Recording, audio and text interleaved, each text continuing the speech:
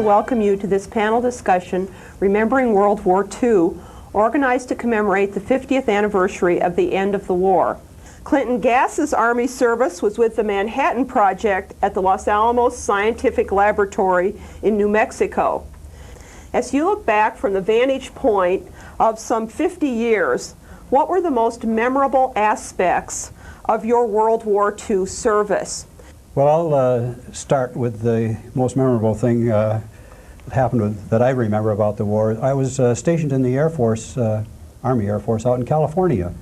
And Myrtle and our only son at that time, Fred, had just gotten a ride out there so we could be together. I knew something was going to happen because it couldn't last long, such a nice situation.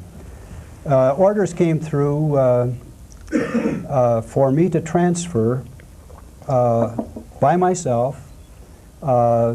It said, for example, that I'd be off the base in 48 hours. Travel by private auto was not authorized. That didn't bother me. We didn't have a car anyway. I would be accompanied or joined by no dependents. I was to go to Santa Fe, New Mexico, and upon arrival thereat, telephone a certain number for further instructions. So I went to the assignment officer at Lemoore Army Airfield where I was stationed, asked him, where could I be going? He said, well, the only thing at Santa Fe is Bruns General Hospital. And he said, I don't think you're going to the hospital.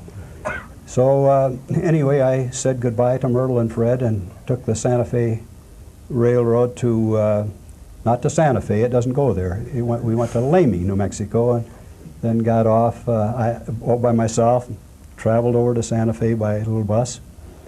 And first thing I did, of course, was make to a telephone, find a telephone right away.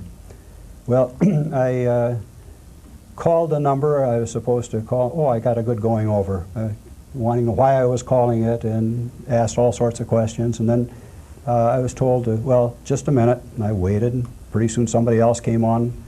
And again, I was interrogated, and I explained I had orders, and I was supposed to call this telephone number. Okay, then they sent me to somebody else, transferred the call. Finally, on the third person, to the third person I talked to, they said, yes, we have your orders. You go to a certain street corner in Santa Fe at 11 o'clock tonight and you'll be picked up. I didn't ask, where am I going? He hung up as soon as he told me to do that. So I thought, well, while I still don't know anything, I better write to Myrtle, because maybe from now on my letters are going to sound strange, and if she asks me questions, I probably won't be able to answer them. So I want to make sure that she knows I still love her, even if I'm not answering her questions.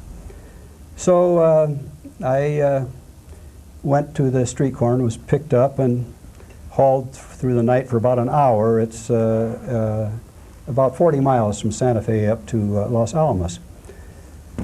And out in the middle of nowhere was a guard gate. We stopped and my papers were checked, and got in the car again and rode a ways, and here was another guard gate. Still hadn't seen anything. Papers were checked again, and by the time I got there it was midnight and it was dark, and I still didn't know where I was. They showed me a barracks and a bunk to sleep in. Well, the next morning I went for breakfast with everybody else, chow, and start processing in. They had us, anybody who came in there had to tell everybody you wrote letters to, and you were told that every letter you wrote had to be unsealed, and every letter that came to us would be cut open and the censor seal put on, and everything was microfilm going in and out. So not to try to be clever and pass any messages. Well, the first letter I got from Myrtle, before she ever got my letter, the first letter I got, she said, did you end up at Los Alamos? I hear the engineers, hear the engineers have a super secret deal going on there. I could have died. Now, shortly after I got back to teaching, the students used to say, well, what'd you do when you were in the Army? What'd you do at Los Alamos? And I'd tell them the story up to that point and just stop. And I'd say, now, if you want to hear the rest of it, you have to come back tomorrow.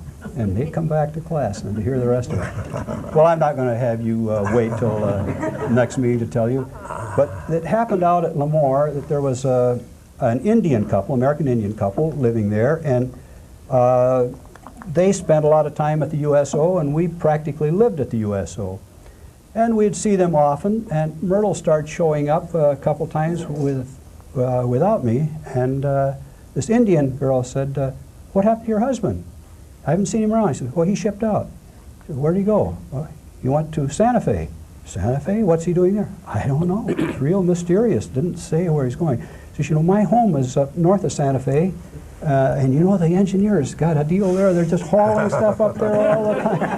And it's at the old boys' school at Los Alamos." So that's how Myrtle was so wise.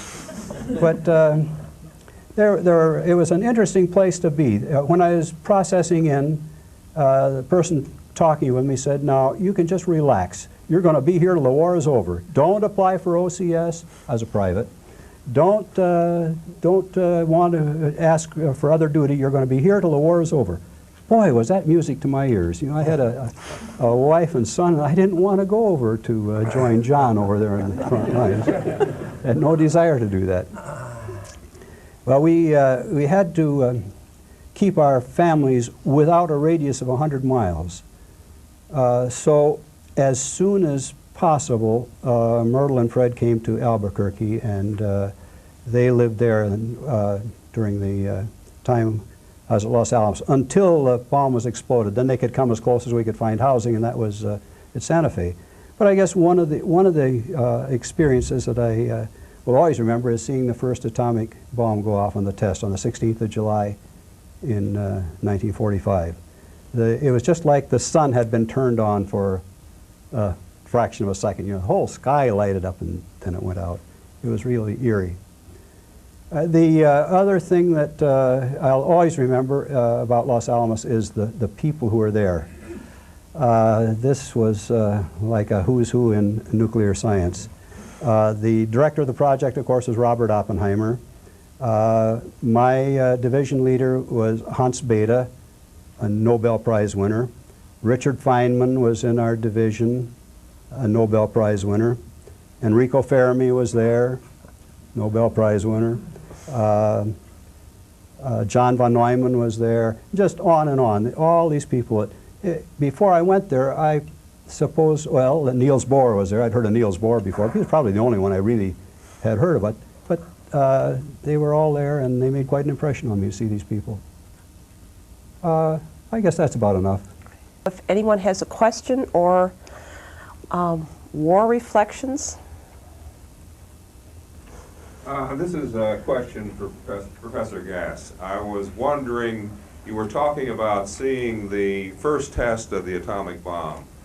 And I wonder if you'd talk a little bit about the conversations after that with you and your colleagues concerning what you had seen, its potential use, whether you felt it should be used, the whole atmosphere surrounding that explosion.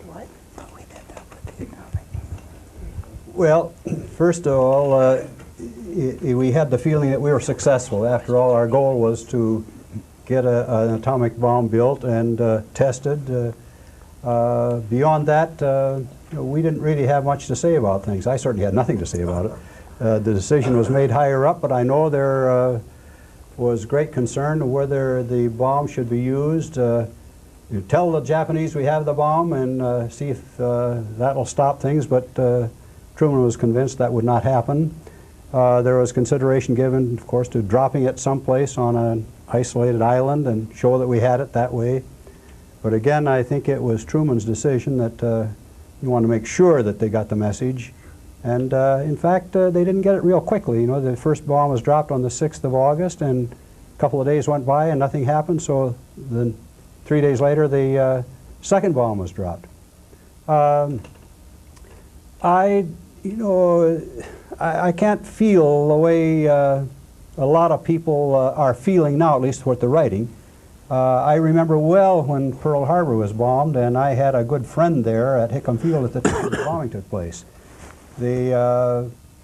All indications were we were going to invade the mainland of Japan, and if the war could be stopped, it would save a lot of lives. Of course, it cost a lot of lives, but it certainly saved a lot of not only American lives, but Japanese lives by doing it. So, you know, I was GI, and I really didn't give much thought to it. And this was wartime, and the most urgent thing was to get it over with and get home. I remember when I was processing in at Los Alamos, and it was explained to me that we were working on a project here which, if successful, will end the war within 1 month. I just couldn't believe that anything could be that successful. Then the next day I was assigned to the Theoretical Physics Division. I remember so well, Dr. Robert Serber, a physicist at the University of Illinois, was my group leader, took me in a little room and he says, in plain English, we're trying to build an atomic bomb, and you go to the Los Alamos Library and check out the Los Alamos Primer, and this outlines our course of action here, and we're right at this stage at this point, so you'll know what we're doing and where we're headed. Now, a lot of the people who worked there didn't know what was going on. If they didn't have to know, they weren't told. Clint? Well, since my experience during the war were quite different, I wasn't affected, I guess, in those ways, but it surely, the GI Bill had a large effect on my life. I should back up to say, and when I mean it had a large effect, because I don't think I would have been able to go on to graduate school and finish my work. When I was in the Army, as a private, every month, as regular as a clock, and I could depend on it, $12.70 in cash, and I could blow it any way I wanted to. So it was hard to save much money. Now, Myrtle and Fred got an $80 allotment, but when she had to go from California to New Mexico, we had to borrow money to get there. So when I came out of the Army, we had nothing, and I didn't even get any mustering out pay. And I was honorably discharged. But I was discharged because the war was over and we were sitting there month after month and it didn't have a lot to do. And the semester was about to start in February of '46, and I had a job to go back to, so I asked and had the president of the college write and ask for my release. So I was discharged on the 16th of February. I expect that if I would have stayed in another month, I'd have been just discharged anyway, but it would have been too late to teach the second semester, but I might have gotten my mustering out pay. In any case, when we came back, we had nothing, and the job I had, college teaching then was like now. I think my salary then was either $1,800 or $2,100 a year.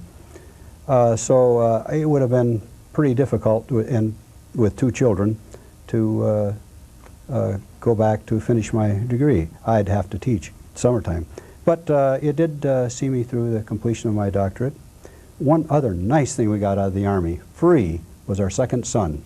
There was a nice program called the Enlisted Men's Maternal and Infant Care. So when the war was over in September, August, we figured this is a good time to have our second child. And since I was an enlisted man, we had the finest care.